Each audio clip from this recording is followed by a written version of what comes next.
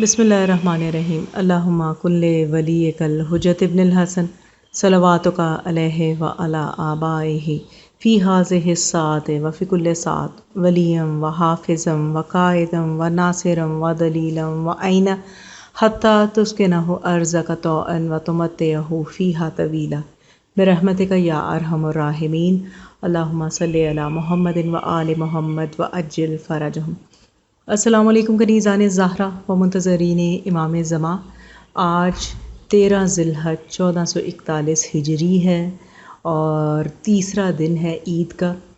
آپ تمام مومنات خواہران سے اور مومنین بھائیوں سے وعدہ کیا تھا کہ 8 ذیلحج روانگی امام حسین کے بارے میں آپ سب کے ساتھ معلومات شیئر کروں گی، کیونکہ بہت اہم تاریخی واقعہ ہے اور اس کے بارے میں معلومات آپ کو فراہم کروں گی انشاءاللہ آج کی ویڈیو میں۔ قافلہ حسین علیہ السلام کی مکہ سے کربلا روانگی۔ 8 ذیلحج جب امام حسین علیہ السلام کا قافلہ مکہ سے کربلا روانہ ہوا تو مکے میں حاجیوں نے آ کر قدم بوسی کی۔ خاص امتیوں نے امام حسین علیہ السلام سے کہا، آپ ہر سال حج کو تشریف لاتے تھے، آپ علیہ السلام کے ساتھ قربانیوں کے جانور بھی ہوتے تھے، کیا اس مرتبہ منی پر قربانی نہیں کریں گے؟ امام حسین علیہ السلام اس وقت مسند پر تشریف فرما تھے۔ آپ علیہ السلام نے شہزادہ حضرت علی اکبر علیہ السلام اور شہزادہ قاسم علیہ السلام کو آواز دی۔ دونوں شہزادے آپ علیہ السلام کے پہلو میں آ کر کھڑے ہو گئے۔ پھر آپ علیہ السلام نے دونوں شہزادوں کے بازو تھام کر اہل مکہ سے خطاب میں فرمایا، یہ ہیں اس سال کی میری قربانیاں۔ اس سال میں منی مکہ پر نہیں بلکہ کربلا میں اپنی قربانیاں بارگاہ الہی میں پیش کروں گا۔ امام حسین علیہ السلام نے مکہ مکرمہ میں 4 ماہ قیام کیا، لیکن یزید لعین نے ایک عظیم لشکر مکہ میں شہید کیے جانے کے لیے ارسال کیا اور 30 خارجیوں کو حاجیوں کے لباس میں خاص طور پر بھجوا دیا، جس کا قائد عمر ابن سعد تھا۔ اس کے علاوہ ایک سازش یہ بھی کی گئی کہ ایام حج میں 300 شامیوں کو بھیج دیا گیا کہ یہ گروہ حجاج میں شامل ہو جائیں اور جہاں جس حال میں بھی امام حسین علیہ السلام کو پائیں قتل کر ڈالیں۔ یہ واقعہ ہے کہ امام حسین علیہ السلام مدینہ منورہ سے لے کر عازم مکہ ہوئے تھے، لیکن آپ کی جان لینے کے لیے ایسا سفاک دشمن طلع ہوا تھا جس نے مکہ معظمہ اور کعبہ کے احترام میں بھی آپ کو محفوظ نہ رہنے دیا، اور وہ وقت آ گیا کہ امام حسین علیہ السلام مقام امن کو مکہ معظمہ چھوڑنے پر مجبور ہو گئے، کیونکہ قریب تھا کہ آپ کو عالم حج و طواف میں قتل کر دیا جائے اور حرمت کعبہ پامال ہو جائے۔ امام حسین علیہ السلام کو جیسے ہی سازش کا پتہ لگا، آپ نے فوراً حج کو عمرہ منفردہ سے بدلا اور 8 ذیلحج 60 ہجری کو جناب مسلم بن عقیل علیہ السلام کے خط اور عازم کوفہ ہو گئے۔ ابھی آپ روانہ نہ ہونے پائے تھے کہ اعزاء و اقربا نے کمال ہمدردی کے ساتھ التوائے سفر کوفہ کی درخواست کی۔ آپ نے فرمایا، یہی وجہ ہے کہ جب امام حسین علیہ السلام کی مکہ معظمہ سے روانہ ہونے کی اطلاع والی مکہ عمر بن سعد کو ہوئی تو اس نے پوری طاقت سے آپ کو واپس لانے کی صحیح کی۔ اس سلسلہ میں اس نے یحییٰ بن سعید ابن لاس کو ایک گروہ کے ساتھ آپ کو روکنے کے لیے بھیج دیا۔ ان لوگوں نے آپ کو روکا اور کہا کہ آپ یہاں سے کہاں نکلے جا رہے ہیں، فوراً واپس آ جائیے۔ آپ علیہ السلام نے فرمایا، ایسا ہرگز نہیں ہوگا۔ یہ روکنا معمولی نہ تھا، مقصد یہ تھا کہ والی مکہ یہ نہیں چاہتا تھا کہ امام حسین علیہ السلام اس کی حدود و اقتدار سے نکل جائیں اور یزید کی منشا کو پورا نہ کر سکے، کیونکہ اس کے پیش نظر والی مدینہ کی برطرفی یا تعطل تھا۔ وہ دیکھ چکا تھا کہ حسین علیہ السلام کے مدینہ سے سالم نکل آنے پر والی مدینہ برطرف کر دیا گیا تھا۔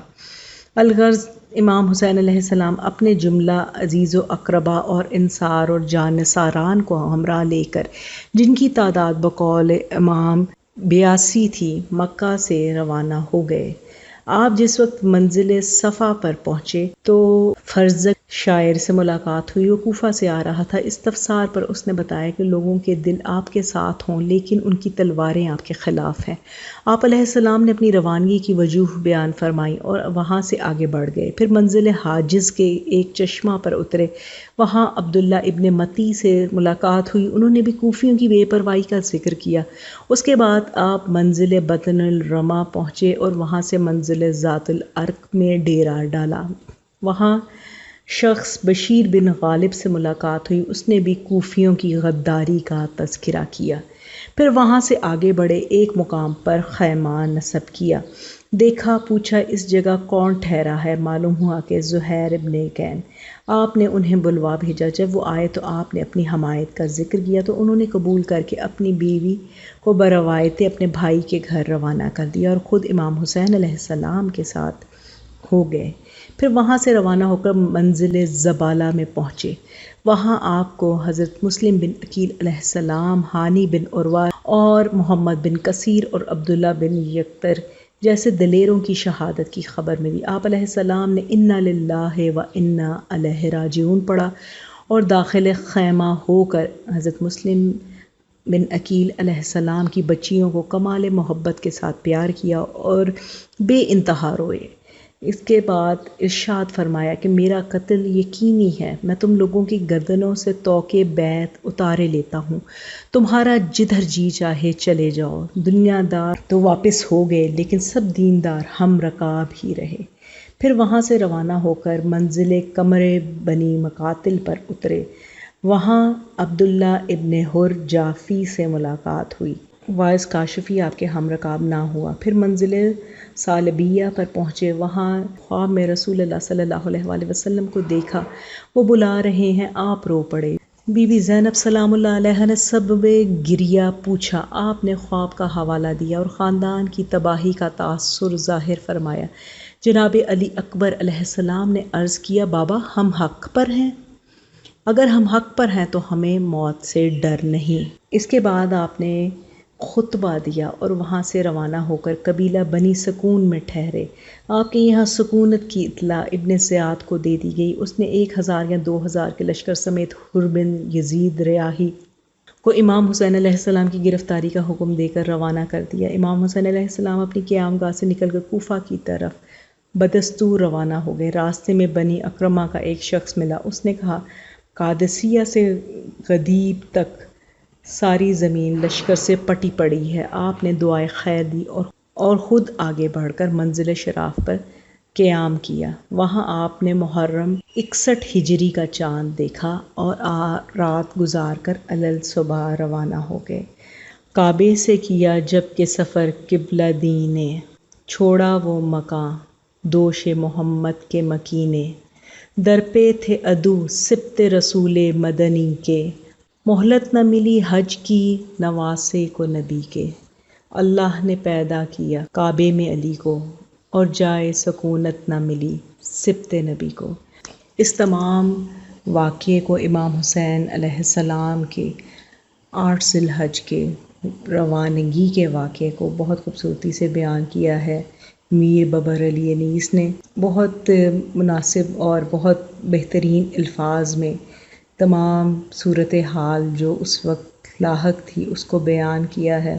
میں نے کوشش کی کہ کچھ تذکرہ کروں اور ویڈیو زیادہ طولانی نہ ہو جائے تاکہ آپ سب کی سماعتوں پہ گرا نہ گزرے۔ امید کرتی ہوں آپ کی معلومات میں بھی اضافہ ہوا ہوگا۔ انشاءاللہ اپنی اگلی آنے والی ویڈیوز میں تذکرہ کریں گے ذیلحج میں رونما ہونے والے کچھ اور واقعات کا۔ امید کرتی ہوں آپ سب اپنے اہل خانہ کے ساتھ بخیر ہوں گے اور یہ جو خوشیاں اب آنے والی ہیں عید غدیر کی، اس کو بھرپور انداز میں منائیں گے۔ پروردگار عالم آپ سب کو اپنی حفظ و امان میں رکھے اور آپ سب کو ہمیشہ شاد و آباد رکھے۔ الہی آمین۔ ربنا تقبل منا انک انت السمیع الدعاء، اللہم صلی علی محمد و آل محمد و عجل فرجہم۔